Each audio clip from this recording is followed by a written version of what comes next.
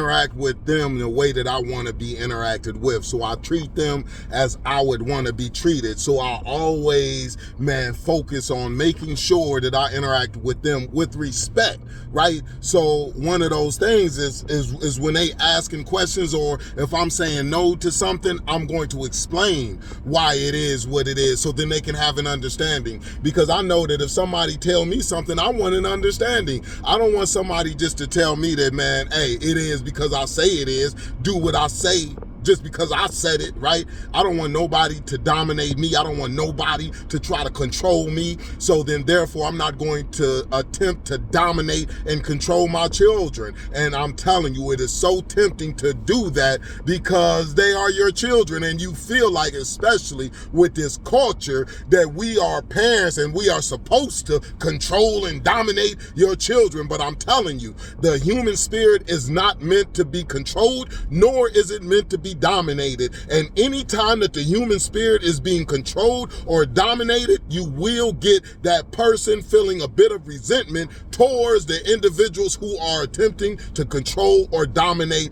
them. It doesn't matter if it is their parents, it doesn't matter if it is their brothers, it doesn't matter if it is their spouse, whatever. The human spirit is not meant to be controlled or dominated. The human spirit is supposed to be free. And that's why we was given the ability of choice. We was given the ability of choice for a reason, right?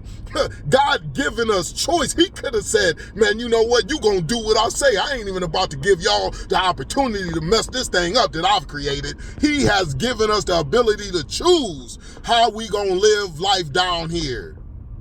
So if God has the ability to say, man, you know what? I'm going to go ahead and make y'all do, but even though I can make y'all do, I'm going to respect y'all enough to give y'all the ability to be able to choose.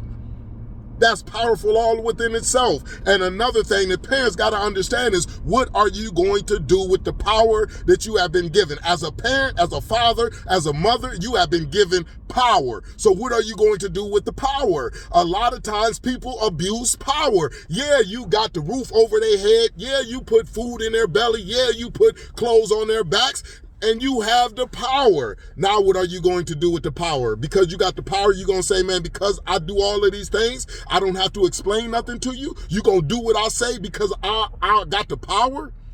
That's an abuse of power. Just because you do all of those things and just because you are in power doesn't mean it's there for you to abuse it. Power isn't corrupted, it's just that people are. And power is corrupted by what people do. Turn the penitentiary on his head, stand the community on his feet as I go ahead and teach the Father Within class, man. If you are not taking parenting classes, man, you got to ask yourself, are you really prepared? Because I be struggling even with what I know, and I've been teaching this stuff since 2013.